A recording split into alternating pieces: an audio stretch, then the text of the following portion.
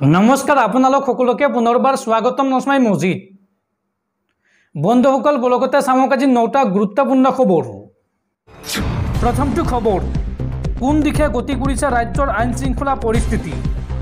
High security zone Guwahati महानगरीत एबार भयंकर घटना। AK-47 राइफल लई गुवाहाटीर जियास रोडत मुक्त विचरण दुजन लोकर केमेरात बंदी होइছে সেই শিহৰণকাৰী দৃশ্য। गुवाहाटी महानगरीत चलिছে কি AK-47 राइफल लई जियास रोडत मुक्त विचरण दुजन लोकर दुगराकी बाइक आरोहीये লৈ গৈছিল দুটাকৈ বন্দুক। তাৰে এগৰাকী আৰোহী মহিলা হোৱাৰ সম্ভাৱনা। দুচকীয়া বাহনৰ পিছফালে বহি থকা যুৱতী বা মহিলাগৰাকীয়ে দুহাতত দুটাকৈ AK-47 ৰাইফল লৈ জিয়াছ ৰোডৰ মাজৰে পাৰ হৈ যোৱাৰ দৃশ্য বন্দী হৈছে কেমেৰাত। আৰু ইতিমধ্যে ভঙাগড় তথা দিছপুৰ আৰক্ষী উপস্থিত হৈছে ঘটনাস্থলীত। CCTV ফুটেজৰ জৰিয়তে অনুসন্ধান চলাব আৰক্ষীয়ে। পৰৱৰ্তী খবৰ উজনি অসমত মিয়াৰ সুৰক্ষা নিশ্চিত কৰাৰ দাবীৰে এইবাৰ সৰব হৈ পৰিছে AIUDF দল। ৰাজ্যপালক সাক্ষাৎ কৰি AIUDF দিলে স্মাৰক পত্ৰ। উজনি অসমত মিয়াৰ সুৰক্ষা বিঘ্নিত কৰা দল সংগঠনৰ ওপৰত ব্যৱস্থা লোৱাৰ দাবী দলটোৰ। উজনি অসমত মিয়াৰ নিৰাপত্তা সুনিশ্চিত কৰক। ৰাজ্যপালক স্মাৰক পত্ৰ প্ৰদান কৰি এই দাবী AIUDF দলৰ। এই দাবী উত্থাপন কৰিছে এইবাৰ AIUDF দলে। राज्यपाल लक्ष्मण प्रसाद आचार्यक साक्षाৎ কৰি স্মাৰক পত্ৰ প্ৰদান কৰে AIUDF দলে। উজনি অসমৰ কেইবাখনো জিলাত আৰম্ভ হৈছে মিয়াৰ বিৰুদ্ধে অভিযান। আৰু মিয়া বিৰোধী অভিযান চলোৱা প্ৰতিটো দল সংগঠনৰ ওপৰত কঠোৰ ব্যৱস্থা লোৱাৰ দাবী AIUDFৰ। হিংকাণ্ডৰ পিছতে ৰাজ্যত বৃদ্ধি পাইছে উত্তেজনা আৰু তাৰ পিছতে সোমবাৰৰ দিনটোত ৰাজ্যপালক সাক্ষাৎ কৰে AIUDF দলে। পৰৱৰ্তী খবৰ উজনি অসমত মিয়াহাটা অভিযানৰ সাইড ইফেক্ট আৰম্ভ হৈছে। উজনি অসমলৈ অনিৰ্দিষ্ট কাললৈ বন্ধ কৰা হ'ল মাছৰ যোগান। মিয়াক উজনি ত্যাগৰ সকিয়নিৰ পিছতে মৎস্য ব্যৱসায়ীৰ প্ৰত্যাহ্বান উজনিৰ দল সংগঠনৰ। লাগিলে মাছ পচি যাব তথাপি উজনি অসমলৈ মাছ নপঠাও এই প্ৰত্যাহ্বান বা এই সকিয়নি মৎস্য ব্যৱসায়ী সন্থাৰ। অনিৰ্দিষ্ট কাললৈ উজনি অসমবাসীয়ে মাছ নাপাব। এইবাৰ সংখ্যালঘু মৎস্য ব্যৱসায়ীৰ প্ৰত্যাহ্বান উজনিৰ দল সংগঠনক। মিয়াহাটা অভিযানৰ পিছতে উজনিলৈ মাছ ৰপ্তানি নকৰাৰ সিদ্ধান্ত। আমাৰ বাবে উজনি অসমৰ মানুহে কম দামত মাছ খাবলৈ পায়। শৃংখল চলিহাৰ বাবে উজনি অসমত নিৰ্যাতিত হৈছে ধৰ্মীয় সংখ্যালঘু। ধৰ্মীয় সংখ্যালঘুক কৰা অপমানৰ পৰিণাম ভুগিব লাগিব উজনিবাসীয়ে। লাগিলে মাছ পচি যাব তথাপি উজনি অসমলৈ মাছ নপঠাও। আজিৰ পৰা উজনি অসমলৈ মাছৰ যোগান বন্ধৰ সিদ্ধান্ত। নগাঁও জিলাৰ মৎস্য ব্যৱসায়ী সন্থাই ল'লে এই সিদ্ধান্ত। দৰ্শকসকল আৰু বহুতো গুৰুত্বপূৰ্ণ খবৰ আছে। তাৰ আগতে আপোনাক জনাওঁ যে যদি আপুনি এতিয়ালৈকে এইটো ভিডিঅ'ত লাইক কৰা নাই তেন্তে এতিয়াই ভিডিঅ'টোত লাইক কৰি দিয়ক। আৰু এনেকুৱা ধৰণৰ ভিডিঅ'সমূহ নিতৌ চাবলৈ চেনেলটো ছাবস্ক্ৰাইব কৰি কাষত থকা বেল আইকনটো প্ৰেছ কৰি ৰাখক। পৰৱৰ্তী খবৰ ভাৰতত নিষিদ্ধ হ'ব পাৰে জনপ্ৰিয় মেছেজিং এপ টেলিগ্ৰাম। জুৱা আৰু ধন দাবীৰ অভিযোগত টেলিগ্ৰামৰ বিৰুদ্ধে ভাৰত চৰকাৰৰ তদন্ত আৰম্ভ। টেলিগ্ৰামৰ প্ৰতিষ্ঠাপক তথা মুখ্য কাৰ্যবাহী বিষয়া পাভেল দুৰৱক গ্ৰেপ্তাৰৰ পিছতে আৰম্ভ হৈছে তদন্ত। পৰৱৰ্তী খবৰ ৰাজ্যৰ শেহতীয়া পৰিস্থিতিক লৈ এইবাৰ মুখ খুলিছে জনপ্ৰিয় কণ্ঠশিল্পী জুবিন গাৰ্গে। জুবিন গাৰ্গে মন্তব্য কৰি কয় যে মিয়াৰ বিৰুদ্ধে আন্দোলন 30 বছৰে চলি আছে। আন্দোলন কৰি মিয়াক খেদিব পাৰিছে জানো? কেব গৈ কা হ'ল? সাম্প্ৰতিক অসমৰ পৰিস্থিতি সন্দৰ্ভত এই মন্তব্য জুবিন গাৰ্গৰ।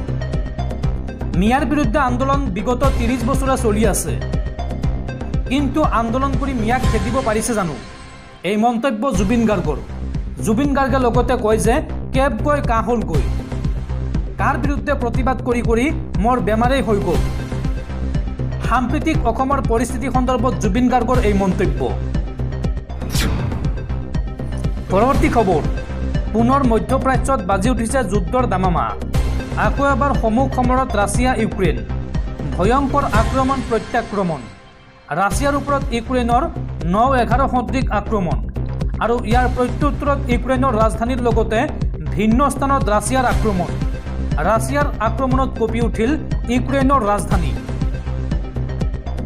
আকৌ এবাৰ ৰাছিয়া ইউক্ৰেইনৰ মহাসমৰ ভয়ংকৰ আক্ৰমণ প্ৰত্যাক্ৰমণ আৰম্ভ দুয়োপক্ষৰ ৰাছিয়াৰ ওপৰত ইউক্ৰেইনৰ ৯-১১ সদৃশ আক্ৰমণ এটা আৱাসিক অট্টালিকাত ড্ৰোন আক্ৰমণ ইউক্ৰেইনৰ ৰাছিয়াৰ ছাৰাটোপত এই আক্ৰমণ ইউক্ৰেইনৰ অট্টালিকাটোৰ ৩৮ মহলা সম্পূৰ্ণৰূপে বিধ্বস্ত হৈ পৰিছে সীমান্তৰ পৰা ২৩০০ কিলোমিটাৰ ভিতৰত এই আক্ৰমণ চলাই ইউক্ৰেইনে আৰু ইয়াৰ পিছত অধিক ভয়াৱহ হৈ পৰিছে যুদ্ধ এটা ড্ৰোন আক্ৰমণৰ বিপৰীতে ৰাছিয়াৰ ১০০ ড্ৰোন ৰণক্ষেত্ৰলৈ নামি পৰিছে ইউক্ৰেইনৰ বিভিন্ন স্থানত ৰাছিয়াই চলাইছে আক্ৰমণ কেইবাখনো চহৰত একেলগে চলিল ৰাছিয়াৰ আক্ৰমণ জেপৰিজিয়া অডেছাত ৰাছিয়াৰ মিছাইল আৰু ড্ৰোন আক্ৰমণ আৰু ৰাজধানী কিভত ক্ষেপণাস্ত্ৰৰে আঘাত হানিলে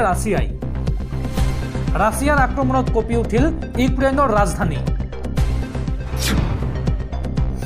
পৰৱৰ্তী খবৰ ৰাজ্য কঁপাই যোৱা ধিংকাণ্ডৰ মূল অভিযুক্ত তাফাজ্জুল ইছলামৰ মৃত্যু হোৱা নাই তাফাজ্জুলক হত্যা কৰা হৈছে অপৰাধী তাফাজ্জুল সন্দৰ্ভত AIUDFৰ বিধায়ক আমিনুল ইছলামৰ এই বিস্ফোৰক মন্তব্য আমিনুল ইছলামে লগতে কয় যে ধিংকাণ্ডত কেৱল মুছলমানে জড়িত নাছিল আৰু আমিনুল ইছলামৰ এই মন্তব্যক লৈ এতিয়া ৰাজ্যজুৰি বিতৰ্ক